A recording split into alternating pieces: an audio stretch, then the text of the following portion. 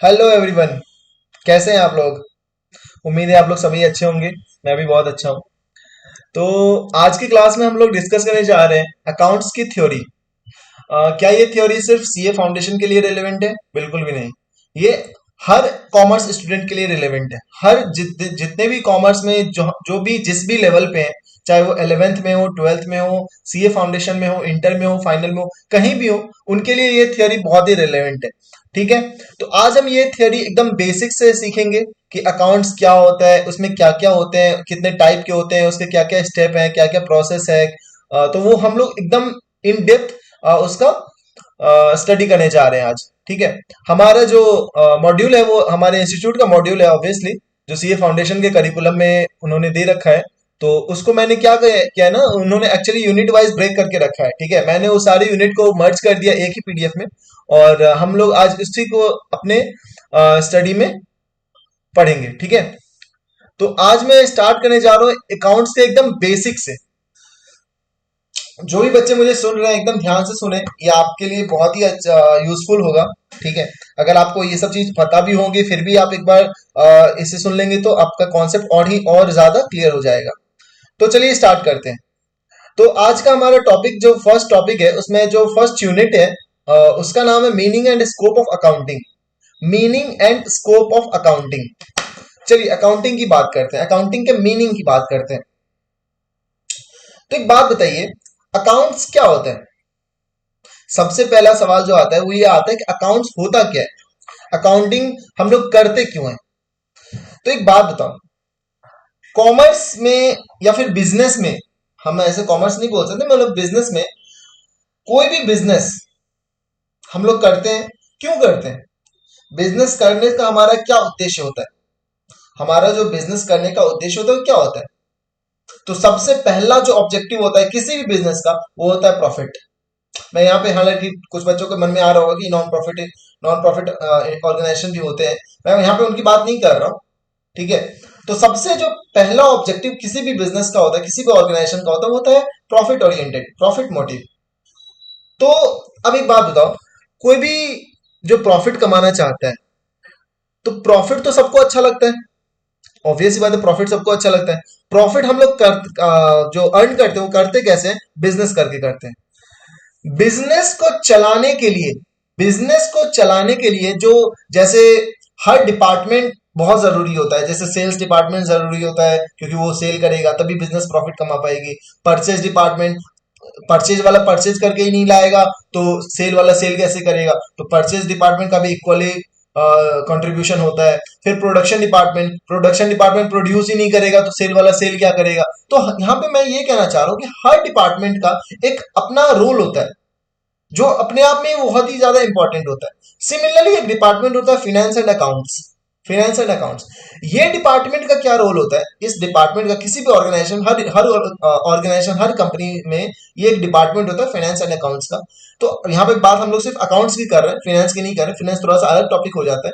तो यहाँ पे हम लोग बात कर रहे हैं किसकी? सिर्फ अकाउंट्स की बात कर रहे हैं। तो अकाउंट्स का जो रोल होता है वो हमें क्या बतलाता है? तो इन सिंपल वर्ड्स में बोलूं, accounting is nothing but the language of business. Accounting is nothing but the language of business. हमारे बिजनेस में, हमारे डे टू डे बिजनेस में क्या हो रहा है, कब हो रहा है, कितना हो रहा है, उसका क्या इफेक्ट होने वाला है, उसका बिजनेस में अभी क्या इफेक्ट हो रहा है, आगे क्या होने वाला है, ये हर चीज मुझे अकाउंट से बता के देती है। अब सोचोगे, देखोगे कि सेल वाले ने तो सेल कर दिया, परचेज वाले ने परचेज कर दिया। मैंने परचेज वाले को 100 रुपये दिए, उसने 100 रुपये से जाके मार्केट से सामान लेके आ गया।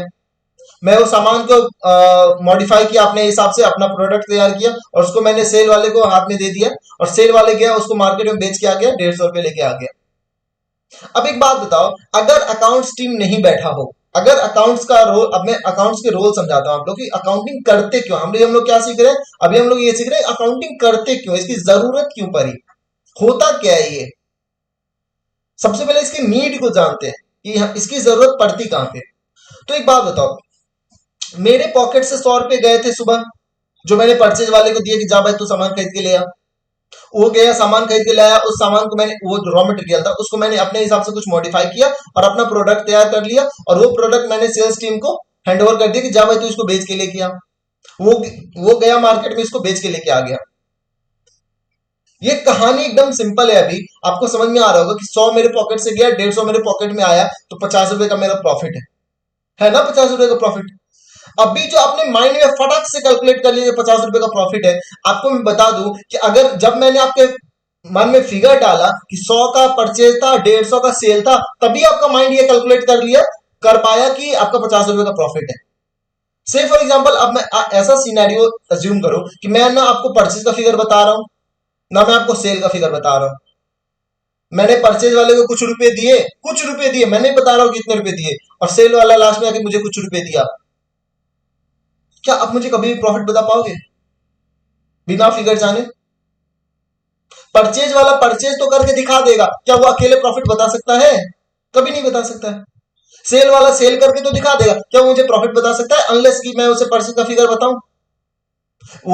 उसको तो इतना पता है कि वो जो बेच के आया वो 150 में बेच के, उसको थोड़ी पता है कि वो कितने में खरीद, वो मेरा खरीद कितना में पड़ा था, नहीं पता है। तो यही रोल होता है अकाउंट्स डिपार्टमेंट का, यही रोल होता है अकाउंट्स डिपार्टमेंट का।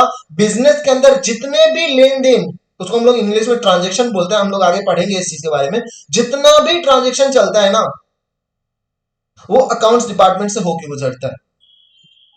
परचेज वाला कुछ परचेज करेगा तो बिल अकाउंट्स डिपार्टमेंट के टेबल से पास होगा। सेल वाला को सेल करेगा तो इनवॉइस पहले अकाउंट्स डिपार्टमेंट के पास आएगा। तो बेसिकली मैं ये कहना चाह रहा हूँ कि अकाउंट्स डिपार्टमेंट के पास हर चीज का फिगर है, डेटा है, वो उसको कैलकुलेट करते हैं और फिर वो कंक्लूड करते हैं कि हमारा बिजनेस कितना प्रॉफिट अर्न कर रहा है, हमारा क्या कितना एक्सपेंडिचर हो रहा है, हमारा कितना इनकम हो रहा है, और उसके एनालिसिस पे हम लोग बिजनेस डिसीजन लेते हैं। हम लोग कौन लेते हैं? मैनेजमेंट लेता है बिजनेस डिसीजन।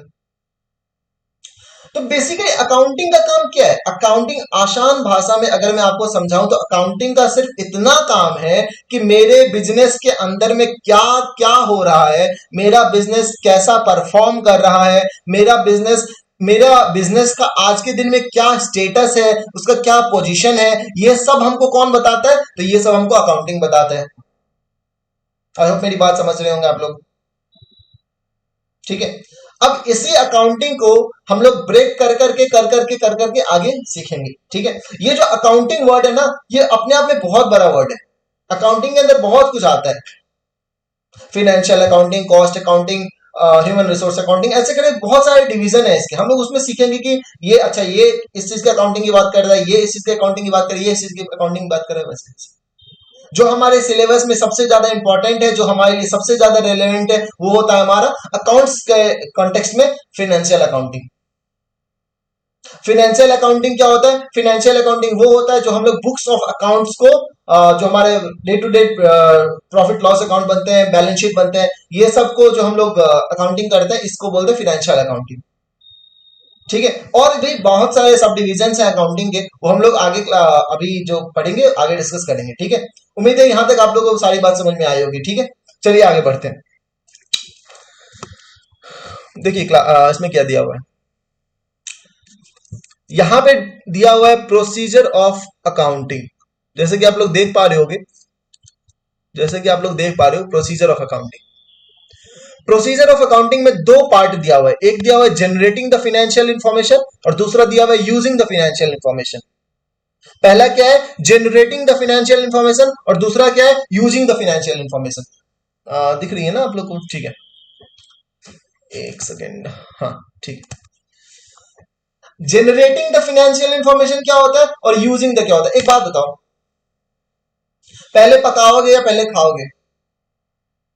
पहले खाना बनता है या पहले खाना खाते हैं? स्वाभाविक बात है ना, पहले तो खाना बनता है, उसके बाद खाना खाते हैं।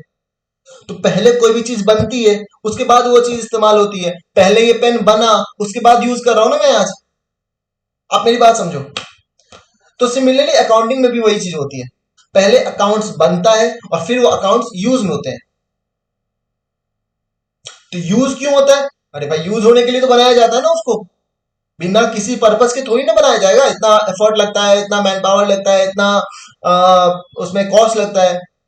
तो बिना पर्पस के, बिना यूज के थोड़ी बनाया जाएगा। तो यूज तो उसका है। अब क्या यूज है वो हम लोग आगे आगे डिस्कस करेंगे, उससे पहले हम लोग डिस्कस करेंगे कि वो बनता कैसे है। तो जनरेटिंग फाइनेंशियल इंफॉर्मेशन वाला जो हेड है ना, ये वो डिस्कस करते हैं कि हम लोग जनरेट कैसे करते हैं फाइनेंशियल इंफॉर्मेशन, हम लोग बनाते कैसे हैं। सेकंड जो टॉपिक है वो यूजिंग द फाइनेंशियल इंफॉर्मेशन, कि हम लोग फाइनेंशियल इंफॉर्मेशन को जनरेट तो कर लिए, अब उसको यूज किस तरह से करेंगे, ये हम लोग का नेक्स्ट टॉपिक है। तो चलिए पहला टॉपिक पे आते हैं कि पहला टॉपिक हम लोग का क्या बोलता है। पहला टॉपिक बोलता है कि जनरेटिंग फाइनेंशियल इंफॉर्मेशन। अब इस जनरेटिंग फाइनेंशियल इंफॉर्मेशन के अंदर तीन चीज आता है। देखिए जैसे कि आप लोग देख पा रहे हो, रिकॉर्डिंग, क्लासिफाइंग एंड समराइजिंग। ये रिकॉर्डिंग, क्लासिफाइंग, समराइजिंग बड़ा टेक्निकल सा वर्ड यूज कर दिया यहाँ पे, इतना ज्यादा वो टेंशन लेने की जरूरत नहीं है। इसका सिंपल सा मतलब ये है कि अकाउंट, अब एक बात बताओ, सबसे पहले हम लोग अकाउंटिंग किस चीज का करते हैं? बिजनेस में जितना कुछ भी घटना घट रहा है डेली बेसिस पे, उसका अकाउंटिंग होगा। थोड़ा सा इसमें मैं मॉडिफाई कर रहा हूं। बिजनेस में जितना भी घटना घट रहा है ना डेली बेसिस पे, जितना भी कुछ हो रहा है ना, उसको दो चीजें बांट दिया जाता है। उसको क्या किया जाता है? दो चीजें बांट दिया जाता है। इस जनरेटिंग फाइनेंशियल इंफॉर्मेशन पे आने से पहले मैं एक छोटा सा चीज डिस्कस करना चाहूंगा। दो चीज में जो बांट दिया जाता है, उसमें से एक को बोलते हैं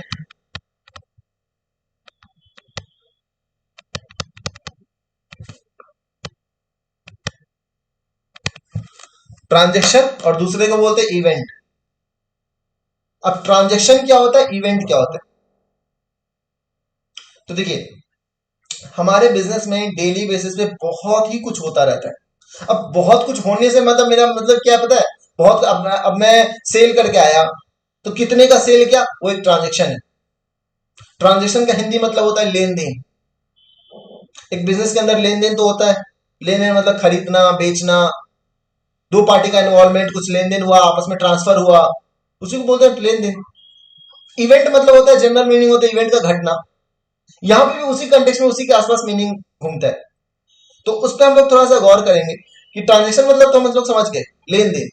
मतलब एक पार्टी अगर कुछ खरीद रहा है और दूसरा पार्टी अगर कुछ बेच रहा है, इस दोनों पार्टी के बीच के ट्रांजेक्शन को बोलते हैं ट्रांजेक्शन। इवेंट क्या होता है?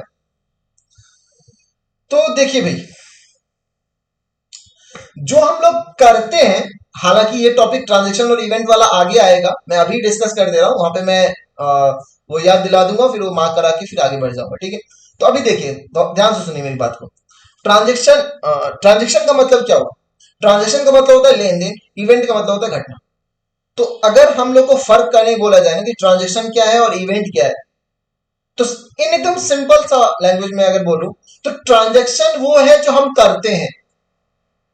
ट्रांजेक्शन वो है जो हम करते हैं, और इवेंट वो है जो हो जाता है। ट्रांजेक्शन क्या है? ट्रांजेक्शन वो है जो हम करते हैं, और इवेंट वो है जो हो जाता है। जो हम करते नहीं है लेकिन वो अपने आप हो जाता है। मतलब मेरे कुछ करने से, मेरे कोई ट्रांजेक्शन के ही कुछ करने से अगर जो कुछ अपने आप हो जा रहा है, उसको इवेंट बोलते हैं। एक बार मैं आ जाऊं साथ में ही दिखला दो। हाँ देखिए देखिए देखिए, एकदम यहीं पे स्टार्टिंग में ही आ गया, यहीं पे आ गया। देख पा रहे होंगे आप मेरी इसको। देखिए, transaction is used to mean a business performance of an act, an agreement, while event is used to mean a happening. Event means happening as a consequence of transaction or result. Transaction के करने से जो अपने आप हो जाता है उसको बोलते हैं इवेंट। तो event means happening. Happening to what? Happening to in consequence of a transaction as a result. And what is transaction? Transaction is used to mean a business performance of an act and agreement. I hope मेरी बात समझ रहे हो। देखो यहाँ पे example भी दिया, बहुत अच्छा सा एग्जांपल दिया हुआ है। आई होप आप लोगों को दिख रहा होगा यहाँ पे। An individual invest 2 lakh for running a stationary business. 2 lakh रुपया इन्वेस्ट किया, एक बंदे ने 2 लाख रुपया इन्वेस्ट किया अपना स्टेशनरी बिजनेस चलाने के लिए। 1 जनवरी को वो परचेज किया गुड्स 1,15,000 का। कितने का गुड्स परचेज किया? 1,15,000 का। और कितने में बेचा उसको? 1,47,000 का बेचा। ठीक है, 1,15,000 का खरीदा था और 1,47,000 का बेचा। उसने शॉप रेंट पे किए 5,000। ठीक है, और उसके बाद उसको दिखा कि 15,000 का सामान उसके पास अभी भी है। 15,000 का सामान उसके पास अभी भी है। तो एक बात बताओ, परचेज कितना था? 1,15,000 स्टॉक लेफ्ट कितना है? 15,000 है ना। इसका मतलब जो स्टॉक बेचा वो उसका कॉस्ट कितना था? Cost of goods sold is equal to कितना था? 1,15 माइनस 15 इज इक्वल टू 1,00,000। मतलब 1,00,000 का सामान बेचा उसने, कितने में बेचा? 147 में बेचा। सेल कितना में था? 147 में था। तो प्रॉफिट कितना हुआ? 147 में बेचा, कितने का सामान था? 1,00,000 का सामान था, तो प्रॉफिट हुआ 47,000। ठीक है। उसके बाद बोल रहा है कि 5,000 का रेंट पे किया, तो नेट प्रॉफिट कितना हो गया? 42,000। आई होप मेरी बात दिख रहा होगा आपको। ठीक है। उसके बाद हम क्या कह रहे हैं? हाँ देखिए, यहाँ पे दिया भी हुआ, यहाँ पे क्या दिया हुआ? Goods sold 1,47,000, goods in hand 15,000, total इसका हो गया 1,62,000। यही अप्रोच है कि हम लोग यहाँ पे सीधा लेस कर दिए थे 115 में से 15, दोनों में आंसर सेम ही आएगा। और हमारा जो कॉस्ट आया फिर शॉप रेंट पे किए और नेट सरप्लस कितना आया? 42,000। यहाँ पे ये कहना चाह रहा है कि 42,000 का जो प्रॉफिट हुआ ना, बात पे गौर कीजिए, लाइन में क्या बोल रहा हूं उस पे गौर कीजिए। प्रॉफिट क्या हुआ? प्रॉफिट किए क्या? प्रॉफिट किए क्या? नहीं नहीं नहीं नहीं, किए क्या? किए तो हम सिर्फ सेल किए, हम परचेज परचेज किए, सेल किए, प्रॉफिट हुआ। समझ में आ रहा है? तो जो कर रहा है वो ट्रांजेक्शन है, जो हो रहा है वो क्या है? जो हो रहा है वो इवेंट है। एकदम सिंपल सा लॉजिक है। जो कर रहे हैं वो ट्रांजेक्शन है और जो हो रहा है वो इवेंट है। परचेज कर रहे हैं, परचेज ट्रांजेक्शन है। सेल कर रहे हैं, सेल ट्रांजेक्शन है। और जो प्रॉफिट है वो क्या है? वो हो रहा है, तो वो इवेंट है। सिमिलरली क्लोजिंग स्टॉक, 15,000 का जो क्लोजिंग स्टॉक है, ये क्या है? क्लोजिंग स्टॉक किए हैं क्या? क्लोजिंग स्टॉक कुछ किए हैं क्या? नहीं। अरे भैया 1,15,000 का खरीदे थे, परचेज किए थे, परचेज किए थे तो वो ट्रांजेक्शन था। 1 ही लाख का बेचे तो वो भी ट्रांजेक्शन था। 15,000 का जो बच गया उसमें हम कुछ किए थोड़ी ना, तो बच गया ना भाई, वो तो हो गया, वो तो हो गया, तो मेरा इवेंट है। प्रॉफिट क्या है? इवेंट है। क्लोजिंग स्टॉक क्या है? इवेंट है। परचेज क्या है? ट्रांजेक्शन है। रेंट क्या है? ट्रांजेक्शन है। सेल क्या है? ट्रांजेक्शन है।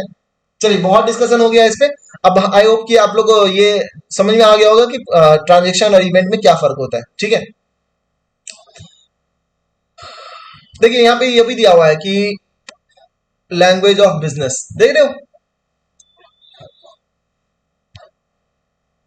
डिसीजन मेकर को इंफॉर्मेशन, जो भी जरूरत का इंफॉर्मेशन होता है वो पहुंचाता है, और ये इसको लैंग्वेज ऑफ बिजनेस बोलता है अकाउंटिंग को। मीनिंग ऑफ अकाउंटिंग बहुत सारे अलग अलग लोगों ने, अलग अलग इकोनॉमिस्ट या अलग अलग एक्सपर्ट लोगों ने अलग अलग डिफिनेशन दिया है। I institute of certified CPA institute ने ये डिफिनेशन दिया: accounting is art of recording, classifying, summarising in a significant manner. अब ये रिकॉर्डिंग, क्लासिफाइंग, समराइजिंग ऊपर भी दिया हुआ था, हम लोग इसके बाद में आगे डिस्कस करेंगे कि ये सब क्या होता है। ठीक है। In terms of money transaction and event which are in past or at least financial character interpreting the result there whatever, ये थोड़ा सा टेक्निकल डेफिनेशन है। अगर आप लोग एक बार रीड कर लेना अच्छा रहेगा, ये सब थ्योरी है, एक बार रीड कर लीजिएगा। हालांकि मैं अपने लेवल पे हर एक चीज एक्सप्लेन कर दे रहा हूँ, इसके अलावा इसके बाहर से कुछ भी नहीं होगा इस समय। हाल अपने एक बार क्लैरिटी के लिए एक बार ये सब रीड कर, अलग अलग डिफिनेशन अलग अलग इंस्टीट्यूट के द्वारा दिया गया। ठीक है। प्रोसीजरल एस्पेक्ट दिया हुआ है, जनरेटिंग, पहला है जनरेटिंग फाइनेंशियल इन्फॉर्मेशन, दूसरा है यूजिंग द फाइनेंशियल इन्फॉर्मेशन। जैसे कि हम लोग बोले, पहले तो जनरेट करेंगे फिर यूज करेंगे। ठीक है। चलिए, तो उसके बाद हम लोग देखते हैं कि जनरेटिंग फाइनेंशियल इन्फॉर्मेशन। चलो अभी देखिए, थोड़ा सा गौर से सुनना मेरी बात।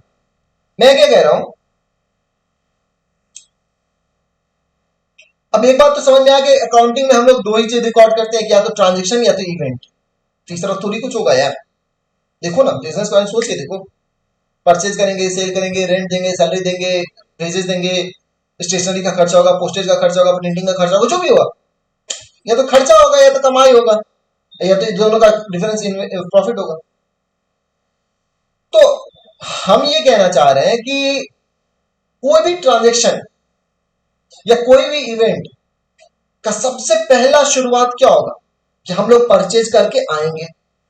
एकदम छोटा सा एग्जांपल परचेज से लेते हैं कि हम, मान लीजिए पेन है, ये पेन परचेज करके लेके आए, कितने रुपए में? 100 रुपए में। ठीक, 100 रुपए में परचेज करके लेके आए। तो अब एक बात बताओ, एक घटना तो ऑलरेडी घट चुका है ना, मतलब एक काम तो हम कर चुके हैं, परचेज नाम का। क्या उसको अपने बुक्स में लिखना जरूरी नहीं है? अगर मैं अभी लिख के ना रखूं तो कल को जब ये पेन को मैं 150 में बेचूंगा, तब लिखने बैठूंगा, तब मेरे को याद ही नहीं रहेगा कि मैंने कितने में परचेज किया था। तो मैंने अगर अभी परचेज किया है तो मुझे इसको लिख लेना चाहिए ना कि मैंने इसको परचेज किया है। कल को जब बेचने जाऊंगा तो कितने में बेचूंगा वो भी लिख लूंगा, फिर दोनों को मिला लूंगा तो मेरा प्रॉफिट पता चल जाएगा। यही तो सीखे ना अभी तक। तो सबसे पहला स्टेप होता है कि जैसे ही ट्रांजेक्शन हुआ सबसे पहले उसको रिकॉर्ड करो, and this is what the recording says. इस रिकॉर्डिंग के प्रोसीजर को ही हम लोग पहला स्टेप बोलते हैं। और ये रिकॉर्डिंग, अब देखो, अभी हम क्या सीख रहे हैं कि हम लोग सबसे पहला स्टेप क्या करेंगे, रिकॉर्ड कर लेंगे। रिकॉर्ड करना मतलब कि फर्स्ट टाइम एंट्री अपने बुक्स में, किसी भी ट्रांजेक्शन या किसी भी इवेंट का जब हम लोग फर्स्ट टाइम एंट्री करते हैं अपने बुक्स में, उसको बोलते हैं रिकॉर्डिंग। ठीक है, इसको देखो यहां पे लिखा भी हुआ है, this is the basic function of accounting. This is the basic function of accounting. दिख रहा है? This is the basic function of accounting, एकदम बेसिक फंक्शन है। All business transaction of financial character, जो भी हाँ एक बात ध्यान रखें, फाइनेंशियल कैरेक्टर होना चाहिए, मतलब मॉनेटरी टर्म्स में होना चाहिए। हम किसी का थोड़ा सा मदद कर दिए, सामान उठाने में हेल्प कर दिए, उसमें पैसा इन्वॉल्व ही नहीं है, तो फिर वो थोड़ी रिकॉर्ड करेंगे यार। हम ऐसा कुछ किए जिसमें पैसा कहीं इन्वॉल्व ही नहीं है, पैसा का कोई लेन देन ही नहीं है, तो वो थोड़ी रिकॉर्ड करेंगे। तुम किसी का भलाई कर दोगे तो उसको लिख के रखोगे क्या, हम इस दिन इसका भलाई किए थे? ठीक है, वो अपना आपस का मामला है, आपका पर्सनल मैटर है, लेकिन बिजनेस में ये सब चीज नहीं होता। बिजनेस में हर चीज पैसे के टर्म्स में चलता है। ठीक है, तो फाइनेंशियल कैरेक्टर होना जरूरी है। फिर एविडेंस वाइज सब उसके अगेंस्ट में कुछ प्रूफ भी होना चाहिए, मेरे कोई डॉक्यूमेंट्स भी होना चाहिए, जैसे sale bill, passbook, salary slip वगैरह वगैरह जो भी। Recording is done in the book is called journal. आप लोग फर्स्ट टाइम इस वर्ड से इंट्रोड्यूस हो रहे हो, इस वर्ड को हमेशा ध्यान रखना, जर्नल। जर्नल बहुत ही ज्यादा इंपॉर्टेंट वर्ड है और बहुत ही ज्यादा इंपॉर्टेंट टॉपिक है। रेदर कॉमर्स की दुनिया ना, कॉमर्स की दुनिया का सबसे बड़ा बुनियाद है जर्नल, सबसे बड़ा पिलर। अगर किसी बंदे का जर्नल पे कमांड है ना, वो कमांड कर दिया उसने जर्नल पे, वो अकाउंट में कभी गलत नहीं हो सकता। ये फुल प्रूवन बात है। तो सबसे इंपॉर्टेंट जो चीज है वो जर्नल है, जो सबसे बेसिक सा चीज होता है, बेसिक सा फर्स्ट लेवल एंट्री, जर्नल। ये बच्चे सीखते हैं 11th से, 12th में प्रैक्टिस करते हैं, फिर सीए में जाते हैं, फाउंडेशन लेवल में पढ़ते हैं, इंटर लेवल में पढ़ते हैं, फाइनल लेवल में पढ़ते हैं, और जब वे प्रैक्टिकल लाइफ में किसी जॉब में जाते हैं, किसी पोजीशन पे जाते हैं ना, स्टिल कोई बंदा ऐसा नहीं कह सकता कि वो 100% जर्नल अच्छे से आंख बंद करे किसी कर दे। तो ये एकदम मतलब ओवर द लाइफ यू, जैसे 2+2 क्या है, सीखा आपने क्लास 2 में, 2+2=4, आपने क्लास 2 में सीखा ना, क्लास 1 में सीखा ना, अभी भी जिंदगी के इस पड़ाव पे भी काम आ रहा है ना। वैसा ही ये जर्नल है। सीख आप अभी इतने अर्ली स्टेज पे रहे हो, लेकिन इसका जो यूज होगा वो आप जब 70-80 साल के हो जाओगे, अगर आप कॉमर्स फील्ड में एक्टिव रहे तभी भी आपको जर्नल का काम पड़ेगा। तो इसीलिए भैया मेरा रिक्वेस्ट है कि जर्नल, ये जो टॉपिक है ना, जर्नल आगे जो पढ़ेंगे जो भी, वो सब कुछ आपका अच्छा तभी होगा जब आपका जर्नल अच्छा होगा। बिना जर्नल अच्छा हुए किसी का अकाउंट अच्छा हो ही नहीं सकता। तो आई होप मेरी बात से आप लोग इसके इंपॉर्टेंस को समझ पाए होंगे कि कितना ज्यादा इंपॉर्टेंट है ये, और इसको सीरियसली लेंगे और थोड़ा सा इस पे ध्यान देंगे। ठीक है, चलिए हम लोग आगे डिस्कस करते हैं। तो ये जो रिकॉर्डिंग का, जो फर्स्ट टाइम रिकॉर्डिंग का जो प्रोसेस है ना, इसी को बोलते हैं जर्नल। हम लोग सीखेंगे कैसे जर्नल करते हैं, कैसे नहीं करते। देखो ये सब दिया हुआ है कि चैप्टर 2 में, ये सब देख लो चैप्टर 2 में दिया हुआ है कि जर्नल कैसे करते हैं, इसके आगे क्या होता है। जर्नल के बाद जो नेक्स्ट स्टेप होता है ना, उसको बोलते हैं लेजर। जर्नल के बाद जो होता है नेक्स्ट स्टेप, अब जर्नल के बाद के नेक्स्ट स्टेप को बोलते हैं लेजर, वो तो ठीक है, लेकिन सेकंड स्टेप यहाँ पे दिया क्या हुआ है, सेकंड स्टेप जो दिया हुआ है यहाँ पे, वो दिया हुआ है क्लासिफाइंग। क्लासिफाइंग मतलब, क्लासिफाइंग मतलब, अरे भैया सिंपल सा बात है, देखो आप लिख तो लिए, जैसे जैसे बिजनेस में क्या एक ही ट्रांजेक्शन होता है क्या, नहीं ना, एक दिन में हजारों लाखों ट्रांजेक्शन होती है, तो सबको रिकॉर्ड करना पड़ता है। तो आपको नहीं लगता पेन परचेज करके लाए, परचेज का एंट्री मार दिए। कैलकुलेटर परचेज करके लाए, परचेज का एंट्री मार दिए। रिमोट परचेज करके लाए, रिमोट का एंट्री मार दिए। मोबाइल परचेज करके लाए, मोबाइल का एंट्री मार दिए। परचेज परचेज परचेज परचेज का एंट्री, सेल सेल सेल का एंट्री, रेंट का एंट्री, सैलरी का एंट्री, हजारों लाखों एंट्री एक दिन में पड़ गई भाई। जब इंसान उसका हिसाब करने बैठेगा उसका तो दिमाग खराब हो जाएगा। किसको किससे जोड़ दूं, किसको किससे जोड़ दूं। एक बात बताओ, एक बात बताओ, एक रूम में आपको डाल दिया जाए जिस रूम में किताबें भरी पड़ी है, भरी पड़ी, साइंस की, हिस्ट्री की, ज्योग्राफी की, केमिस्ट्री की, बायोलॉजी की, हर चीज की किताब भरी पड़ी है, और आपको बोला जाए कि भैया तुम्हारा कल फिजिक्स का एग्जाम है, तुम देख लो, तुमको तैयारी करना है। अब तुम रात में ढूंढ रहे हो कि यार फिजिक्स की किताब एक इस कोना में दिख रहा है, एक उस कोना में दिख रहा है, एक उस कोना में दिख रहा है, तो आपका प्रिपरेशन कभी अच्छे से हो रहा है? रात भर तो आप सिर्फ किताब ही ढूंढने में रह जाओगे, है कि नहीं है? सेम लॉजिक जो भी हम लोग आम जिंदगी में देखते हैं ना, बस वही हम लोग अगर पढ़ाई में उतार देंगे तो उससे बेस्ट तरीका कुछ हो ही नहीं सकता है पढ़ने का और सीखने का। तो रिकॉर्ड तो कर लिए, रिकॉर्ड करते टाइम तो करके रिकॉर्ड कर लिए। अब उसके बाद जरूरत है क्लासिफाई करने की। क्लासिफाई मतलब क्या? क्लासिफाई मतलब कैटेगराइज करने की। कैटेगराइज किस तरह से करेंगे? तो भैया जो एक टाइप का है, जो एक नेचर का है, जो एक अकाउंट का चीज है, उसको एक तरफ रखेंगे। परचेज का परचेज के साइड रखेंगे, सेल्स का सेल्स में रखेंगे, रेंट का रेंट में डालो, जो भी जिस तरह का है उसको अलग अलग तरीके का क्लासिफाई करो। हम बताएंगे, आगे डिस्कस करेंगे कि इस क्लासिफिकेशन को करते कैसे हैं, इसका प्रोसेस क्या है, तो वो सब सीखेंगे। बट हम अभी क्या सीख रहे हैं? Meaning and objective. ठीक है, तो सबसे पहला स्टेप क्या था? रिकॉर्डिंग। दूसरा स्टेप क्या था? क्लासिफाइंग। रिकॉर्डिंग को क्या बोलते हैं? जर्नल। क्लासिफाइंग को क्या बोलते हैं? लेजर। नेक्स्ट स्टेप जो हम लोग का आता है, सॉरी, नेक्स्ट स्टेप जो आता है, नेक्स्ट स्टेप है आपका समराइजिंग। समराइजिंग मतलब अब ये सब इजी है। नेक्स्ट स्टेप क्या है? समराइजिंग, मतलब कि चीजों को समराइज कर देना। क्लासिफाई कर दिए ना, क्लासिफाई करके एक लाइन हम फिजिक्स का बुक का बना दिए, एक केमिस्ट्री का, एक बायोलॉजी का, एक का। सब सारे बुक का मेरे पास क्लासिफिकेशन है कि ये फिजिक्स का लॉट है, ये केमिस्ट्री का लॉट है, बायोलॉजी का लॉट है, ये मैथ्स का लॉट है, ये एसएसटी का लॉट है, वगैरह वगैरह, सबका सब क्लासिफाई कर दिए। अब क्या करेंगे? सबका समरी कर देंगे। समरी मतलब ये एक्नॉलेजमेंट टाइप का होता है, इंडेक्सेशन, इंडेक्स और इंडेक्स टाइप का, कि एक ही थोड़े से चीज में ही सब कुछ पता चल जाए, मतलब main figure. Obviously in detail तो के लिए तो हमको पूरा ही देखना पड़ेगा। तो इस समराइजिंग वाले प्रोसेस को हम लोग कहते हैं, इसमें बात हम लोग ट्रायल बैलेंस। ठीक है, सबसे पहला क्या था? रिकॉर्डिंग, जिसमें क्या बनाते थे? जर्नल। दूसरा था क्लासिफाइंग, जिसको कहते थे लेजर। फिर समराइजिंग, जिसको कहते हैं ट्रायल बैलेंस। यही तीन स्टेप हम लोग देखें ना जनरेटिंग फाइनेंशियल इंफॉर्मेशन में। जनरेटिंग फाइनेंशियल इंफॉर्मेशन का काम यहीं पे खत्म हो जाता है, जब हम लोग के सामने ट्रायल बैलेंस का पिक्चर आ गया सामने।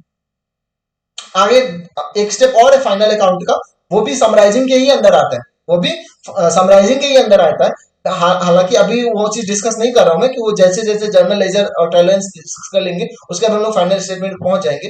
बट यहाँ पे समझिए कि यहाँ तक हमारा जो भी जनरेटिंग फाइनेंशियल इंफॉर्मेशन वाला पार्ट था वो खत्म हो जाता है। इसी ट्रायल बैलेंस से फाइनल अकाउंट। अब फाइनल अकाउंट क्या होता है वो सब अभी आप लोग को थोड़ा सा नहीं समझ में आएगा, तो जैसे जैसे क्लास आगे बढ़ेगा हम लोग का, वो सब धीरे धीरे चीजें क्लियर होती जाएंगी। ठीक है, नेक्स्ट स्टेप क्या होता है? देखिए, नेक्स्ट कैटेगरी क्या था? Using the financial information. अब हम लोग जनरेट तो कर लिए, अब हम लोग यूज करेंगे। यूज कैसे करेंगे? तो पहला यूज करने का तरीका एनालाइज करना, फिर इंटरप्रेट करना, और फिर कम्युनिकेट करना। एनालाइज कौन करेगा? एनालाइज कौन करेगा भैया? एनालाइज करेगा मैनेजमेंट। एनालाइज कौन करेगा? एनालाइज करेगा मैनेजमेंट। एनालाइज करने का मतलब क्या हुआ? एनालाइज करने का मतलब हुआ कि इस साल का जो मैं प्रॉफिट लॉस से जो भी प्रॉफिट दिख रहा है वो पिछले साल कितना था, बढ़ा कि घटा, मेरा बिजनेस कैसा परफॉर्म कर रहा है, मेरे बिजनेस का क्या पोजीशन में क्या चेंज आया। देख रहे हो? It is concern with the establish sorry It is concerned with the establishment of relationship between item of profit loss and balance sheet. It provides the basis interpretation. ठीक है, नेक्स्ट है interpretation. Next है it provides the basis for interpretation. Interpretation का basis provide करता है ये। उसके बाद क्या है? This is the final function of accounting. Interpreting is the final function of accounting. It is concern with explaining the meaning and significance of the relationship established by the analysing of accounting data.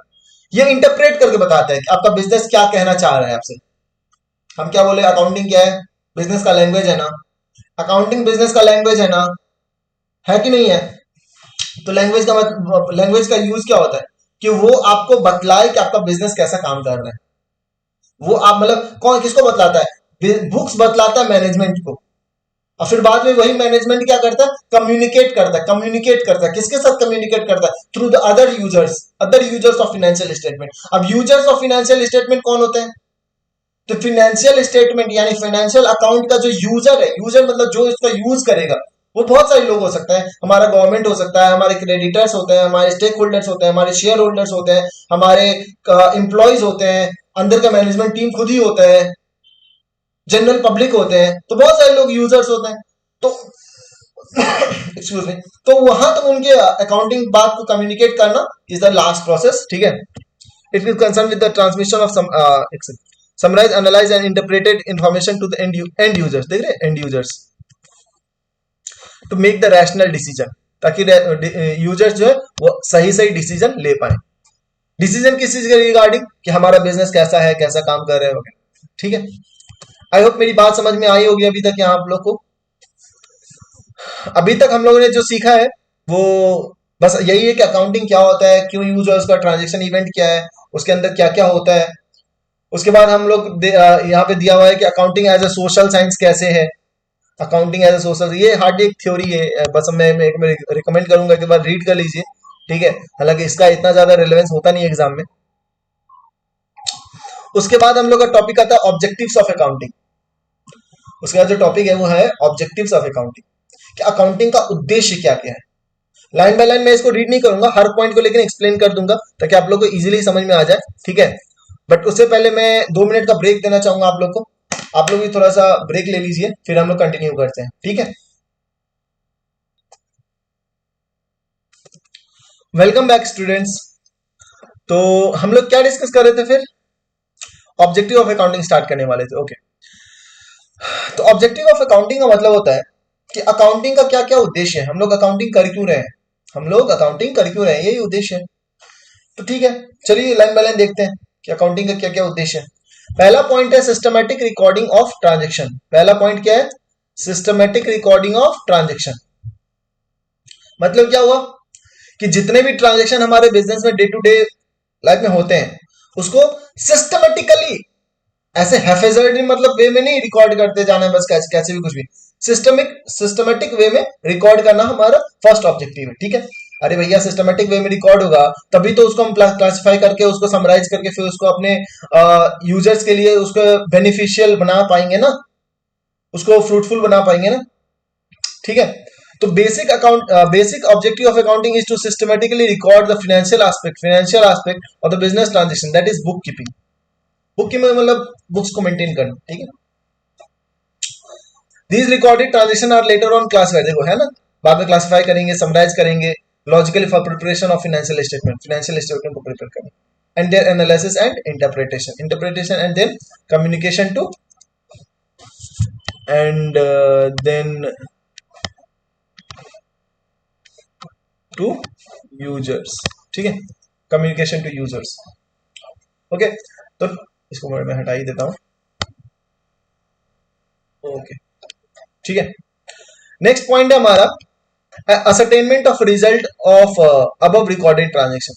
स्वाभाविक बात है, पहले मैंने record किया सारे transaction को, अब उस ट्रांजेक्शन का क्या रिजल्ट होगा, मतलब क्या मतलब क्या मेरा प्रॉफिट होगा, क्या लॉस होगा, मेरा बिजनेस का क्या परफॉर्मेंस रहेगा, वो असरटेन करना हमारा ऑब्जेक्टिव है अकाउंटिंग के माध्यम से। अकाउंटिंग के थ्रू हम लोग क्या असरटेन करना चाहते हैं कि अपने बिजनेस का परफॉर्मेंस, अपने बिजनेस का रिजल्ट, रिजल्ट मतलब प्रॉफिट और लॉस। देखो हर चीज दिया हुआ है भैया, हर चीज देखोगे ना मिलेगा।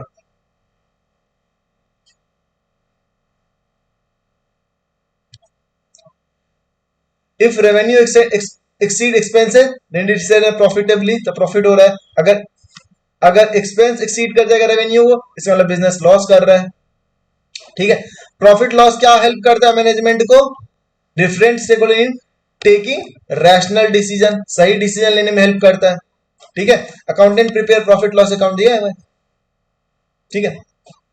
तो वही है कि हमें रिजल्ट्स पता करने में हेल्प करता है। Ascertainment in financial position, financial position मतलब क्या होता है? फाइनेंशियल पोजीशन मतलब कि आज के दिन मेरे बिजनेस का क्या स्टेटस है, आज के दिन मेरा बिजनेस कहां पे स्टैंड करता है, वो बताना। In easy word and in accounting word में बोलूं तो ये बैलेंस शीट की बात कर रहा है। अगर रिजल्ट लिखा है ना तो ये प्रॉफिट लॉस की बात कर रहा है। अगर फाइनेंशियल पोजीशन लिखा है ना तो ये बैलेंस शीट की बात कर रहा है। ठीक है, ये चीज ध्यान रखना हमेशा। ये क्या बात कर रहा है? बैलेंस शीट की बात कर रहा है। देखो, businessman is not only interested in knowing the result, सिर्फ उसको रिजल्ट नहीं जानना होता है, but also in anxious to know what he owes, उसको क्या किसको देना है, टू आउटसाइडर, आउटसाइडर को कितना देना है, एंड व्हाट ही ओन्स, और उसका खुद का कितना है, मतलब कितना उसके पास संपत्ति है और कितना उसके पास लाइबिलिटी है, मतलब कितना उसको दूसरों को देना है। अगर ठीक है भैया, समझ गया मैं तुम्हारी बात, मैंने साल भर धंधा करके 60 रुपए प्रॉफिट कमाए, ठीक है कमाए, तुम्हारा ये पॉइंट अचीव हो गया, उसके बाद क्या? अब एक बात, तो मेरे पॉकेट में कितना रुपया है ये भी तो बताओगे, मेरे पास कितने की संपत्ति है ये भी तो बताओगे, मेरे पास कितने का सामान पड़ा है ये भी तो बताओगे, मेरे को किससे कितना लेना है वो भी तो बताओगे। तो वो मेरा क्या है? उसको जो मेरा है उसको बोलते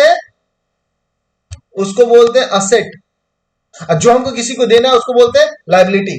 इसमें हम लोग आगे डिस्कस करेंगे अकाउंट्स में क्या सब होता है, बट अभी फिलहाल की ये समझिए कि अकाउंटिंग का ऑब्जेक्टिव क्या है कि हमें हमारे फाइनेंशियल पोजीशन को वो असरटेन करके देता है। ठीक है, उसके बाद क्या है? Providing information to the users for rational decision making. Users, यहां पे यूजर्स कौन? यूजर्स कौन? मैंने बताया ना, यूजर्स मतलब स्टेक होल्डर्स, मतलब कि share holder, government, creditors, bank, financial institution, employ, management, ये सब कौन है? ये सब फाइनेंशियल स्टेटमेंट के यूजर है, वही सब तो यूज करते हैं। अब बैंक में जाओगे लोन लेने के लिए तो आपका बैलेंस शीट मांगेगा ही नहीं मांगेगा? सरकार आपको टैक्स लेती है तो आपका पीएलएस देख के ही लेती है ना। तो वो सब क्या है? वो सब तो यूजर्स ऑफ फाइनेंशियल स्टेटमेंट है। तो हमारे जो यूजर्स है वो रैशनल डिसीजन ले सके, अच्छा डिसीजन ले सके, सही डिसीजन ले सके, इसके लिए क्या है? हमें वो इंफॉर्मेशन प्रोवाइड करता है। ठीक है, ये सब रीड कर लीजिएगा, सब समझ में आ जाएगा। To know the solvency position, solvency position मतलब कि उसकी अभी परिस्थिति कैसी है, अभी वो कंपनी चल पाएगी कि नहीं, अभी ये बिजनेस चल पाएगा कि नहीं, अभी इसके पॉकेट में पैसा है कि नहीं चलने लायक, ये उसका सॉल्वेंसी पोजीशन दिखाता है।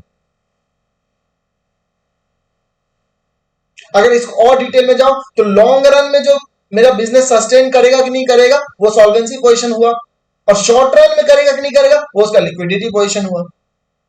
किसी बिजनेस के पास बहुत सारा असेट है, बहुत सारी जमीन है, बिल्डिंग है, सब कुछ है, तो भैया जमीन है बहुत सारा, बिल्डिंग है बहुत सारा, तो जमीन और बिल्डिंग बेच के तुरंत तो नहीं, आज का जो किसी बिजनेस के पास 100 करोड़ का जमीन है, 150 करोड़ का बिल्डिंग है, टोटल 250 करोड़ की संपत्ति हुई, और उस बिजनेस को 2 करोड़ चाहिए, 2 करोड़ रुपए की जरूरत है, अपना इन्वेंट्री खरीद के, स्टॉक खरीद के लाएगा, सामान खरीद के लाएगा, तभी तो उसको बना के बेचेगा, तो उसके लिए उसको चाहिए 2 करोड़। तो कहने के लिए तो उसके पास 250 करोड़ की प्रॉपर्टी है, तो क्या, लेकिन इसके पास पैसा कैश नहीं है 2 करोड़।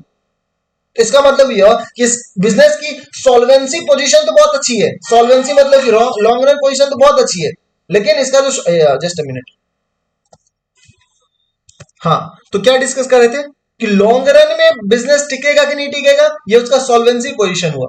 शॉर्ट रन में टिकेगा कि नहीं टिकेगा, ये उसका लिक्विडिटी पोजीशन हुआ। अब जैसे कि एग्जांपल में हम क्या डिस्कस कर रहे थे कि 250 करोड़ की प्रॉपर्टी है उसके पास, लेकिन उसके पास 2 करोड़ का कैश नहीं है कि वो जाके अपना सामान खरीद के लाएगा और बेचेगा। तो इसका क्या कह सकते हैं? इसका ये मतलब हुआ कि उसकी सॉल्वेंसी पोजीशन बहुत अच्छी है, लेकिन उसकी लिक्विडिटी पोजीशन अच्छी नहीं है। यही देखो, यही यहाँ पे दिया हुआ है। ठीक है, यहाँ पे आप देखोगे, ठीक है, आई होप दिख रहा होगा आप लोगों को। तो कुल मिला के यही सभी, एक्सक्यूज मी,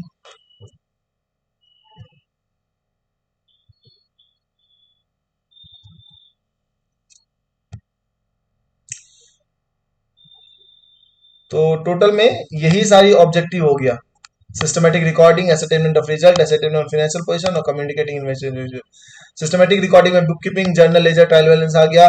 एसेटेनमेंट ऑफ रिजल्ट में ट्रेडिंग, पीएल और मैन्युफैक्चरिंग अकाउंट आ गया। फाइनेंशियल पोजीशन में बैलेंस शीट आ गया और इसमें रिपोर्ट्स आ गए। ठीक है, घबराने की बात नहीं है, आगे हम लोग डिस्कस करेंगे, हर चीज अच्छे से डिस्कस करेंगे, ठीक है। उसके बाद है functions of accounting. Functions of accounting मतलब क्या, अकाउंटिंग क्या क्या करता है, अकाउंटिंग में करते क्या क्या है। तो पहले बात तो मेजर करते हैं। मेजर मतलब, अरे भैया कोई भी ट्रांजेक्शन आप रिकॉर्ड करोगे तो मेजर करके रिकॉर्ड करोगे ना। मेजर मतलब उसको मेजर करना कि कितने रुपए का इन्वॉल्वमेंट है उसमें। Accounting measure past performance of business entity and depict its current financial position. Measure करके बताता है। फोरकास्ट करता है मतलब प्रेडिक्ट करता है। Forecast future performances and financial position of the enterprise using the past data analysis trend. Past data को देखते हुए और एनालिसिस करता है कि हमारा बिजनेस आगे कैसा परफॉर्म करेगा। आप देखते हो ना, बजट आता है, बजट जो गवर्नमेंट पेश करती है वो भी क्या है, फोरकास्टिंग है। तो ऐसे ही हर कंपनी हर बिजनेस क्या करता है, अपना बजट निकालता है, बजटेड फिगर फोरकास्ट करता है कि मेरा कंपनी जो है पिछले साल को देखते हुए अगले साल ऐसा परफॉर्म करेगा। डिसीजन मेकिंग में हेल्प करता है। Accounting provide relevant information to the user of account to aid rational decision making. ये सब हम लोग डिस्कस कर चुके हैं। फिर कंपैरिजन एंड इवैल्यूएशन, कंपेयर करता है, किसका किसके साथ कंपेयर करता है। तो पहली बात तो खुद के साथ कंपेयर करता है पिछले साल के डेटा के साथ, इस साल का परफॉर्मेंस को कंपेयर करता है पिछले साल के परफॉर्मेंस से। उससे अगर हो जाता है फिर दूसरे के साथ कंपेयर करता है। जैसे कि मेरा कॉम्पिटिटर कोई है, सेम इंडस्ट्री में कोई है, तो उसके साथ कंपेयर करता है, इवेल्युएट करता है। देन कंट्रोल करता है, जहां पे भी हमको लगता है कि यहाँ पे स्कोप ऑफ इंप्रूवमेंट है वहां पे उसको इंप्रूव करता है। And then government and regulation and taxation, government का जो टैक्सेशन है, रेगुलेशन है, उसको कंप्लायंस करने में, उसको कंप्लाई करने में हमारा हेल्प करता है। Provide necessary information to government exercise control और on the entity as well as collection of tax revenues, ठीक है। ये सब बहुत ही इजी टॉपिक्स है। बुक कीपिंग का थ्योरी है, बुक कीपिंग आप अगर रीड कर लीजिए। बुक कीपिंग सिंपल सा, सिंपल अगर आसान भाषा में बताएं तो जो लेखा जो कि काम करता है ना, जो बेसिक रिकॉर्डिंग का काम करता है, जो बुक्स मेंटेन करने का काम करता है, उसको बुक कीपिंग कहते हैं। अकाउंटेंट, अकाउंटिंग ये बहुत बड़ा वो है, बहुत बड़ा सा फ्रेम है, इसका छोटा सा पार्ट है बुक कीपिंग। क्या बुक कीपिंग पूरे अकाउंटिंग को कवर करता है? नहीं। Accounting is the superset of bookkeeping, ऐसे समझ लो। Bookkeeping is the subset of accounting, ठीक है। Bookkeeping is an activity concerned with the recording of financial data relating to business operation. Recording concerned with recording, सिर्फ recording की बात कर रहे हैं यहाँ पे, in a significant and orderly manner, ठीक है। एक बार रीड मैं सजेस्ट करूंगा, एक बार रीड कर लीजिएगा इस सबको, अच्छा रहेगा। उसके बाद objective of book keeping. Book keeping का ऑब्जेक्टिव क्या है? अकाउंटिंग ऑब्जेक्टिव तो हम लोग देख लिए, ascertainment of result, ascertainment of financial position, to know the solvency position वगैरह वगैरह बहुत सारे देख लिए। बुक कीपिंग का ऑब्जेक्टिव क्या है? तो कंप्लीट रिकॉर्डिंग ऑफ ट्रांजेक्शन, मेरे सारे ट्रांजेक्शन का अच्छे से रिकॉर्डिंग होना चाहिए। Ascertainment of financial effect on the business, इसका बिजनेस में क्या इफेक्ट होगा उसको असरटेन करना, ठीक है। उसका अकाउंटिंग और बुक कीपिंग का डिफरेंस दिया हुआ है। आई सजेस्ट कि एक बार ये रीड कर लीजिएगा फॉर मोर क्लैरिटी। ये फिगर सॉरी ये फिगर के माध्यम से समझाया भी हुआ है। देखो, अकाउंटेंसी बहुत बड़ा सा फ्रेम है, इसके अंदर का फ्रेम है अकाउंटिंग और इसके अंदर है बुक कीपिंग, ठीक है। तो हम ये कह सकते हैं कि accountancy book keeping is the subset of accounting and accounting is the subset of accountancy, ठीक है। नेक्स्ट टॉपिक है सब फील्ड्स ऑफ अकाउंटिंग। देखो, सब फील्ड्स ऑफ अकाउंटिंग मतलब क्या? सब फील्ड ऑफ अकाउंटिंग मतलब हम याद होगा अगर हम कि सबसे पहले जो डिस्कस किए थे कि अकाउंटिंग में कितने ब्रांचेज हैं। तो सबसे एक है फाइनेंशियल अकाउंटिंग, जिसकी बात अभी हम लोग कर रहे थे, कि बिजनेस का प्रॉफिट लॉस कैलकुलेट करना, ये सब जो है financial statement, balance sheet, PL, ये सब जो था वो फाइनेंशियल स्टेटमेंट था। जो हम लोग को क्या बताएगा, देखो इसमें क्या होता है, इसमें होता है preparation of profit loss and balance sheet, ठीक है। It helps in determining the net result for an accounting period and financial position. ये हम लोग क्या बताने में हेल्प करता है, कि हम लोग को बताने में हेल्प करता है नेट रिजल्ट और हमारा फाइनेंशियल पोजीशन। नेट रिजल्ट मतलब प्रॉफिट लॉस और फाइनेंशियल पोजीशन मतलब बैलेंस शीट। मैनेजमेंट अकाउंटिंग क्या होता है? मैनेजमेंट अकाउंटिंग मतलब कि चीजों को मैनेज कैसे करेंगे ना, उसका अकाउंटिंग।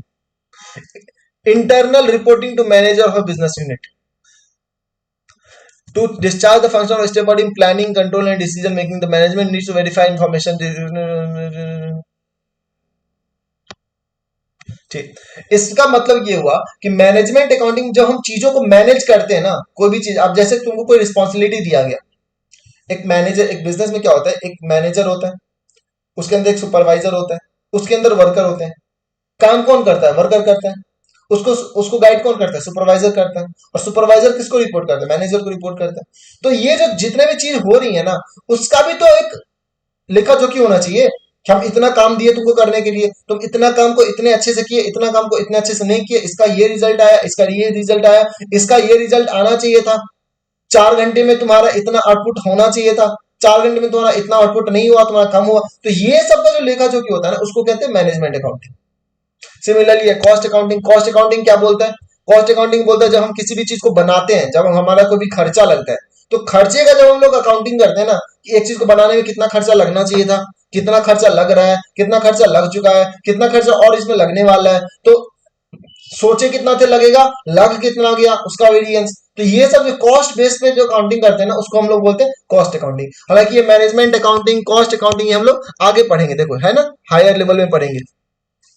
ठीक है। सोशल रिस्पॉन्सिबिलिटी अकाउंटिंग, सोसाइटी के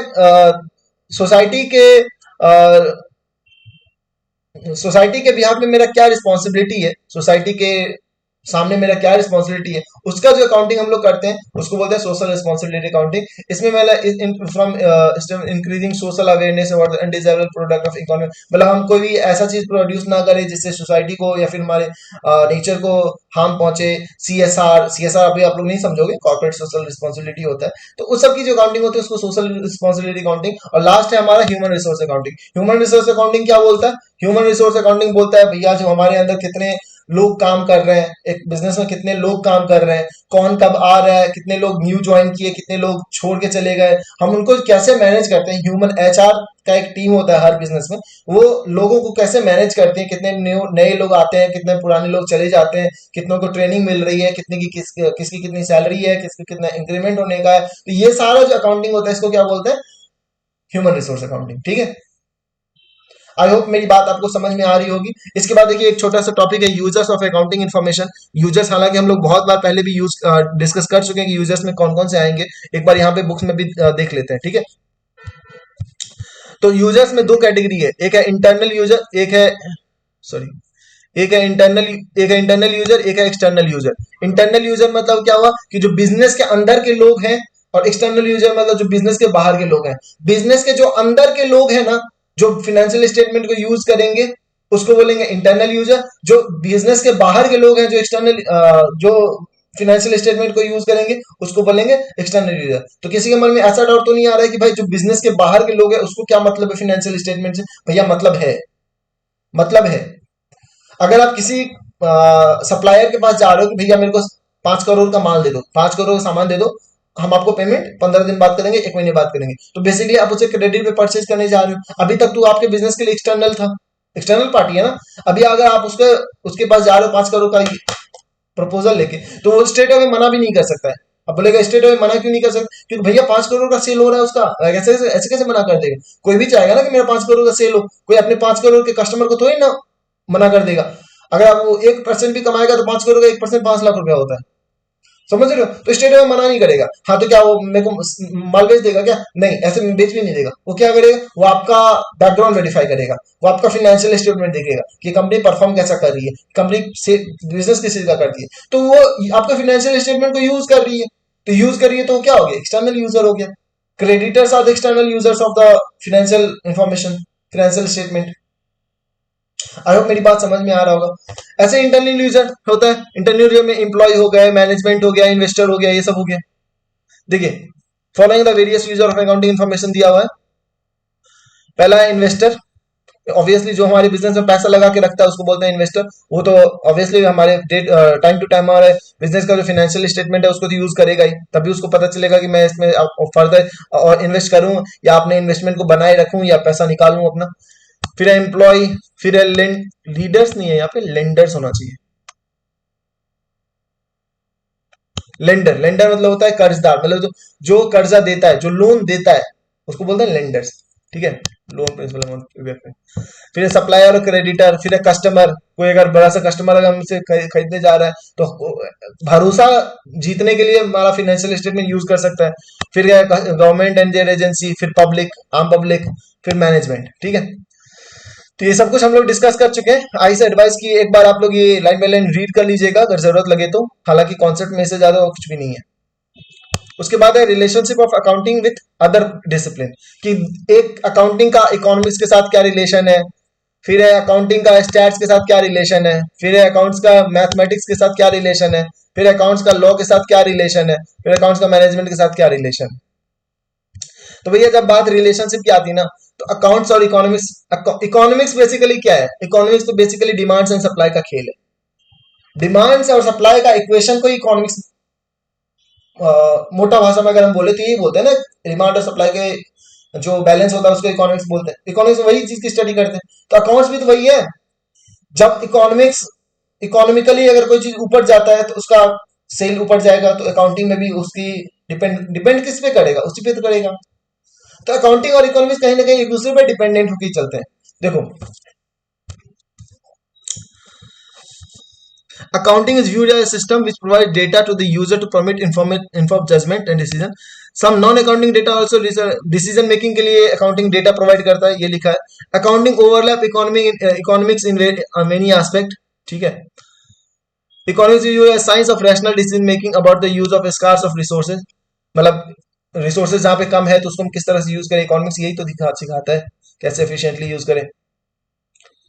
आई थिंक ये उतना ज्यादा इंपॉर्टेंट नहीं है, एक बार आप अगर आप चाहो तो रीड कर लेना। ठीक है, स्टैट्स के साथ कैसे डिपेंडेंट है दोनों, तो ऑब्वियसली स्टैट्स में क्या होता है, हम लोग ग्राफ व्राफ बना के देखते हैं कि किससे का किससे इफेक्ट आता है, किसका किस पे इफेक्ट आता है, मतलब कौन सा रेशियो बढ़ता घटता है। फिर अकाउंटेंसी में हम लोग number of financial, sorry, accountancy में भी नंबर ऑफ फाइनेंशियल रेशियोज देखते हैं, statistical based on statistical method which help in averaging them over a period of time, several accounting and statistics formula, बहुत सारा चीज फार्मूला बेस्ड होता है। ठीक है, वो हम लोग आगे आगे जैसे जैसे पढ़ेंगे ना, तब ये सब चीज आप लोगों को क्लियर क्लियर हो जाएगी। एक बार अभी के लिए सजेशन यही है कि एक बार इसको रीड कर लीजिएगा। ठीक है, ऐसा कुछ खास इंपॉर्टेंट नहीं है। मैथमेटिक्स तो भैया तो पूरा तो अकाउंट्स तो मैथमेटिक्स पे ही चलता है, जोड़ घटाव पे ही तो चल रहा है, एडिशन सब्सट्रैक्शन के बिना अकाउंट्स कहाँ है। तो मैथ्स के साथ तो बहुत अच्छा अच्छा खासा रिलेशन है। फिर है लॉ, तो लॉ भाई हाँ ठीक है, क्या क्योंकि जो अकाउंट्स आप इंडिया में पढ़ रहे हो जरूरी नहीं है कि अमेरिका भी वही अकाउंटिंग फॉलो कर रहा है, क्योंकि वहां का अलग लॉ है, यहाँ का अलग लॉ है। यहाँ पे बैलेंस शीट में किसी चीज को ऊपर दिखाते हैं, किसी चीज को नीचे दिखाते हैं, उधर क्या दिखाते हैं, इधर अगल बगल में दिखाते हैं। तो अकाउंट्स और लॉ में डिफरेंस है, सॉरी डिपेंडेंसी है। ठीक है, जैसे इन्वेंट्री का वैल्यूएशन, ये भी लॉ कहीं ना कहीं सजेस्ट करता है कि आपको ऐसे नहीं ऐसे करना चाहिए, वैसे नहीं वैसे करना चाहिए। तो हम लोग देखेंगे वो, हम आगे चल के जब पढ़ेंगे तो हम लोग देखेंगे कि कैसे अकाउंट्स में लॉ का इन्वॉल्वमेंट होता है। जैसे कॉन्ट्रैक्ट, देखिए बहुत सारा एक्ट का यहाँ पे नाम भी मेंशन किया हुआ है, contract act, sale of goods act, ये आप लोग के सीए फाउंडेशन के लॉ के सिलेबस में है। Sale of goods act, negotiable instrument act, ठीक है, कंपनीज एक्ट, देख पा रहे हो ना। ठीक, फिर अकाउंटेंसी और मैनेजमेंट का क्या डिपेंडेंसी है। फिर लिमिटेशन, लिमिटेशन मतलब ड्रॉबैक, ये किस चीज की बात कर रहा है, ये ड्रॉबैक की बात कर रहा है, मतलब अकाउंट्स क्या नहीं कर सकता है। तो बहुत कुछ कुछ पॉइंट है जो बस नहीं कर, एक बार नॉलेज के लिए रीड कर लीजिए, हालांकि ये इतना कुछ खास इंपॉर्टेंट नहीं है। और इस तरह से हमारा जो है आज का क्लास खत्म होता है। ठीक है, नेक्स्ट क्लास में हम लोग ये एक बार हम लोग सजेस्ट करेंगे कि रोल ऑफ अकाउंटिंग, अकाउंटेंट का क्या रोल है हमारे सोसाइटी में, वो देख। अकाउंटेंट मतलब यहाँ पे अकाउंटेंट क्या काम करके देता है, जैसे इंजीनियर का काम करते हैं, डॉक्टर क्या काम करके देते हैं, वैसे अकाउंटेंट क्या काम करके देते हैं वो दिया हुआ है। एरिया ऑफ सर्विस क्या क्या काम कर सकता है, maintenance of books of account, books of account maintain कर सकता है, स्टैट्यूटरी ऑडिट कर सकता है, एक प्रैक्टिसिंग सीए ही स्टैट्यूटरी ऑडिट कर सकता है, इंटरनल ऑडिट कर सकता है, टैक्सेशन का काम कर सकता है, management accounting consultancy service, management को अकाउंटेंसी और कंसल्टेंसी दे सकता है, फाइनेंशियली एडवाइस दे सकता है, अदर सर्विसेज में बहुत सारा काम कर सकता है, सेक्रेटरियल का काम कर सकता है, शेयर रजिस्ट्रेशन काम कर सकता है, कंपनी फॉर्मेशन, कंपनी क्रिएट कर सकता है, आर्बिट्रेशन का काम कर सकता है, रिसीवरशिप काम कर सकता है, as regard the cost accountant, ये सब बहुत छोटे छोटे छोटे छोटे बहुत सा काम है, हर एक चीज को आप समझ नहीं पाओगे। ठीक है, इसलिए मैं बस यही सजेस्ट कर रहा हूँ कि आप लोग रीड कर लो। ठीक है, हर एक चीज जैसे सेक्रेटेरियल वर्क अपने में बहुत बड़ा चीज है, शेयर रजिस्ट्रेशन वर्क अपने आप में बहुत बड़ा चीज है, इतने शॉर्ट स्पैन ऑफ टाइम में मैं हर चीज को एक्सप्लेन नहीं कर सकता। ठीक है, तो बस यही सजेशन है कि आप लोग एक बार रीड कर लीजिए, कहीं भी कोई डाउट होने से आप मुझे इन्फॉर्म कर देना, मैं ट्राई करूंगा कि आप तक पहुंच के वो डाउट को क्लियर कर दूं। चार्टर्ड अकाउंटेंट इन इंडस्ट्री कैसे काम कर रहे हैं, पब्लिक सेक्टर में कैसे काम कर रहे हैं, फ्रेमिंग फिजिकल पॉलिसी में सीए का क्या कंट्रीब्यूशन है, इकोनॉमिक ग्रोथ में सीए का क्या कंट्रीब्यूशन है, बस। और इस तरह से हमारा ये चैप्टर खत्म हो जाता है। उसका ये समरी पार्ट है, समरी में ऑब्वियसली मैं एग्जाम से एक दिन पहले हर बच्चों को सजेस्ट करता हूँ कि समरी को गो थ्रू कर लीजिए। ठीक है, एटलीस्ट आप लोग को कम से कम ये वाला पोर्शन और ये वाला पोर्शन तो अच्छे से आना ही चाहिए, ये भी आना चाहिए, और ये भी आना चाहिए। ये पांचों जो है ये सबसे ज्यादा इंपॉर्टेंट है। बाकी तो आप लोग एक बार ये test on true and false कर लीजिएगा, एमसीक्यू कर लीजिएगा। मैं यहाँ पे डिस्कस नहीं कर रहा हूँ एक एक क्वेश्चन, आप लोग से उम्मीद है कि आप लोग ये बार कर लेंगे। बाकी अगर आप लोग का जरूरत होगा तो मैं क्वेश्चन भी डिस्कस करवा दूंगा। नेक्स्ट चैप्टर में हम लोग डिस्कस करेंगे कॉन्सेप्ट, प्रिंसिपल और कॉन्वेंशन के बारे में। ठीक है, बहुत जल्द मैं नेक्स्ट सेशन लूंगा, आप लोग को वीडियो मिल जाएगा, आप लोग अपडेटेड रहिएगा हमारे चैनल से। ठीक है, ये हमारा बहुत ही इंपॉर्टेंट टॉपिक होने वाला है, इसलिए इसको मिस मत कीजिएगा, और अभी जो हम लोग पढ़े हैं उसको एक बार रिवाइज कर लीजिएगा। और इस तरह से हमारा आज का क्लास खत्म होता है। उम्मीद है कि आप लोग को हमारा लेक्चर पसंद आ रहा होगा।